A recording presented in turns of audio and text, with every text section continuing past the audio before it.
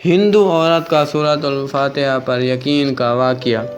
عرب کے قبیلے میں ایک غیر مسلم شادی شدہ عورت رہا کرتی تھی۔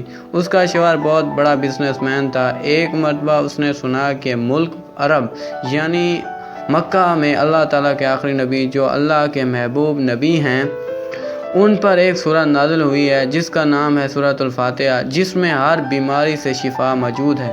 وہ جس پر بھی دم کی جاتی ہے یا پڑھ کر پھونکی جاتی ہے وہ انسان اچھا ہو جاتا ہے، یہاں تک کہ اس میں بے شمار برکات شامل ہیں۔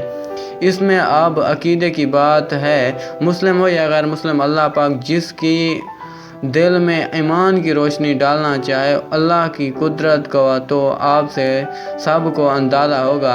اب کسی شخص سے اس عورت نے سورۃ الفاتحہ سیکھ لی۔ پھر جب اس نے سورۃ الفاتحہ کا ترجمہ پڑھا تو اس کی آنکھوں میں آنسو آ گئے۔ وہ جب بھی یہ سورت پڑھتی تھی اللہ تعالیٰ اس کے بگڑے کاموں کو سنوار دیتا۔ ایک دن اس کے بیٹے کو ایک خطرناک زہریلے بچھو نے کاٹ لیا۔ بڑے بڑے حکیموں طبیبوں کو بلایا گیا۔ سب نے یہ کہہ کر جان چھڑوا لی کہ اس بچھو کا زہر بہت خطرناک ہے، اس بچے کا ہم کچھ نہیں کر سکتے، تمہارا یہ بچہ بس کچھ ہی دیر کا مہمان ہے۔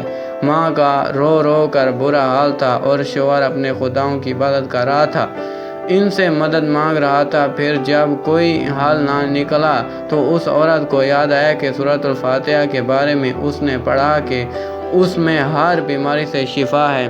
اس کے دل میں خیال آیا کہ اگر میں اسے پڑھ کر اپنے بچے پر دم کروں تو کیا میرا بچہ ٹھیک ہو جائے گا؟ کیونکہ اللہ تعالیٰ نے اس عورت کو ایمان کی طرف لانا تھا، اس کے دل میں اسلام کی محبت مزید پیدا کرنی تھی، تو اس کی زبان میں تاثیر دے دی۔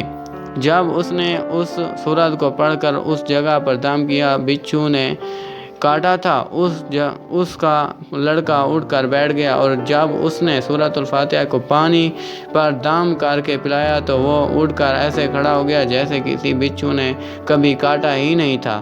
اس کا شوہر دوڑتا ہوا اس کے پاس آیا اور کہنے لگا، کسی طبیب نے اور کسی حکیم نے اسے ٹھیک نہیں کیا، تو تو نے ایسا کیا کیا جو یہ بچہ ٹھیک ہو گیا؟ اس نے کہا، کچھ بھی تو نہیں، بس ایک سورت ہے جو ہر بیماری کو ٹھیک کر دیتی ہے، بس وہ مجھے یاد تھی، میں نے پڑھ کر اپنے بچے پر دم کیا اور اس کا پانی پلایا، تو دیکھو کیسے ہو گیا ہمارا بچہ۔ اس کا شوہر بجائے خوش ہونے کے اس سے ناراض ہو گیا کہ یہ تم کیا جادو ٹونے کر رہی ہو؟ اس کی بیوی کہنے لگی، زندہ صحیح سلامت ہے اور بچہ ورنہ ہم سے بچھڑنے والا تھا۔ اس نے کچھ نہ سنا اور اپنی بیوی کو ڈانٹنے لگا کیونکہ اسے اسلام سے نفرت تھی۔ جب اس کی بیوی یہی عمل کرنے لگی تو اس کو اپنے بیوی سے بھی نفرت ہو گئی۔ اب اس نے اس پر ظلم کرنا شروع کر دیا، ہر روز اس کو مارتا پیٹتا اور کہتا کہ اب میں نے تیرے منہ سے یہ سورت سنی تو یاد رکھنا تیرے کھال کھینچ لوں گا۔ اس کو اللہ کے کلام پر جبکہ اس کی بیوی کو اللہ کے کلام پر یقین ہو گیا۔ اب اس عورت کو اللہ تعالیٰ نے کس طرح مدد کی کہ یہ بھی بڑا ایمان افروز ہے۔ اس عورت کا شوہر جب گھر سے کام کرنے کے لیے نکلتے وقت جب اس نے اپنا جوتا پہنا تو اس میں وہی بچھو موجود تھا جس نے اس کے بیٹے کو کاٹا تھا۔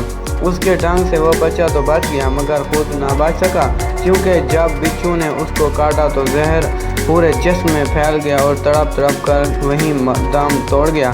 خاندان میں یہ خبر پہنچی تو کوہرام مچ گیا۔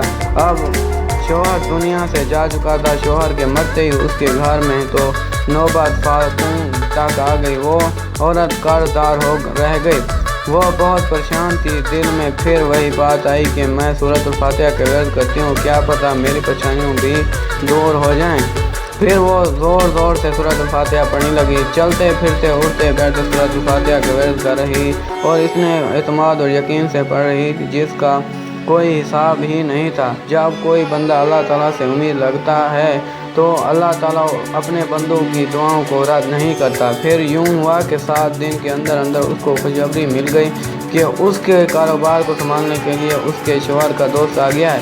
جب دوست کو خبر ملی کہ دوست کی بیوہ کا کوئی سہارا نہیں تو وہ اس کی بیوہ کے پاس آیا اور کہنے لگا، اب فکر نہ کریں، وہ میرے بھائی کی طرح تھا، میں آپ کی مدد کروں گا اور جو بھی پریشانیاں ہیں وہ سب دور ہو جائیں گی۔